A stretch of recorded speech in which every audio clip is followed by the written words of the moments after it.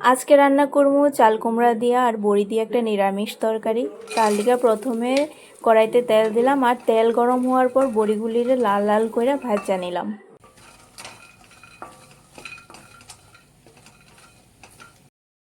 বড়ি ভাজা হওয়ার পর তেলে ফোড়নে দিলাম 5 ফোড়ন আর তারপর চাল কুমড়াগুলি দিয়ে দিলাম।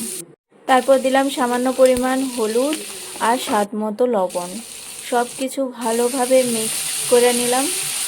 মিক্সড কইরা সিদ্ধ হওয়ার লিগে কিছুক্ষণের লিগে একটু ঢাইকা দিলাম। চাল কুমড়া সিদ্ধ হইতে হইতে আমি এদিকে একটু মশলা তৈরি করে নিতেছি। এটা বাটিতে আমি একটু কাটারে আদা ঘষে নিয়েছি, তার মধ্যে হলুদ আর অল্প পরিমাণে জিরার গুঁড়া দিয়া জল দিয়া ভালো করে এগুলি মিক্সড করে নিয়েছি। তারপর ঢাকনা তুললে যখন চাল কুমড়া হালকা সিদ্ধ হয়ে গেছে আর ভালোভাবে ভাজা হয়ে গেছে, তার মধ্যে দিয়ে দিলাম টুকরা করা কাঁচা লঙ্কা। বেশি একটা ঝাল আমি দিই নাই, কারণ আমার ছেলে বেশি ঝাল খায় না। তারপর এগুলি মিক্সড করে মশলাটা আমি চাল কুমড়ার মধ্যে দিয়ে দিলাম আর ভালোভাবে তরকারিটা সাঁতলায় নিলাম।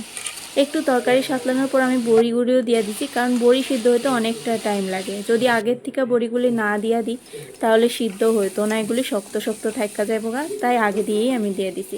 বড়িগুলি দিয়া ভালোভাবে লাড়াচাড়া করে দিয়ে দিলাম হচ্ছে পরিমাণ মতো জল।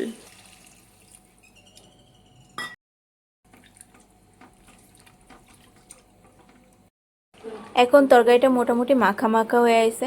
আর যখন মাখা মাখা হয়ে গেছে, তার মধ্যে আমি দিয়ে দিলাম অল্প পরিমাণে ঘি। নিরামিষ তরকারিতে একটু ঘি দিলে তরকারির স্বাদটা বেশ ভালোই লাগে। তারপরে ঘি দিয়া সেটা ভালোভাবে সব কিছু মিক্সড করে নামায় নিলেই রেডি বড়ি দিয়া চাল কুমড়ার নিরামিষ ঝোল।